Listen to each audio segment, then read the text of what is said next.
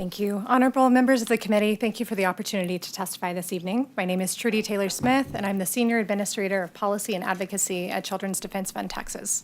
We are a nonprofit advocacy organization dedicated to building community so that young people grow up with hope, dignity, and joy. And we believe that all children and youth deserve access to the resources and care they need to successfully navigate the journey to adulthood and achieve their full potential. We strongly oppose Senate Bill 1798, which proposes reclassifying students whose presence in the United States is not authorized under federal statute as non-residents who must pay out-of-state tuition at public institutions of higher learning. This bill would also make these students ineligible to receive any state-funded financial aid. The Texas DREAM Act already requires that in order to be considered state residents when they enroll in higher education, students without U.S. citizenship or permanent resident status must have lived in Texas for at least 3 years, and they must either graduate from high school or receive the equivalent of a high school diploma in Texas.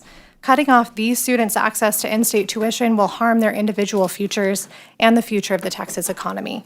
Nearly 57,000 undocumented students are currently enrolled in higher education in Texas, although not all of those students are eligible for in-state tuition under the DREAM Act. And each year, 18,000 undocumented students graduate from Texas high schools. With access to higher education, these students can contribute in-demand skills to our state's workforce and become leaders in their chosen fields. However, out-of-state tuition rates in Texas are 3 times higher than in-state rates on average. If this bill is passed, then pursuing higher education would become financially impossible for many of these young people, preventing them from advancing in their careers and achieving long-term financial security. Every young person deserves the opportunity to fully develop their innate talents and work toward a hopeful and prosperous future.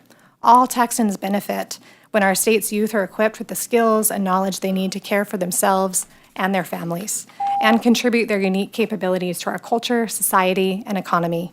Therefore, we urge you to stand with young people and to protect the future of Texas by voting against SB 1798.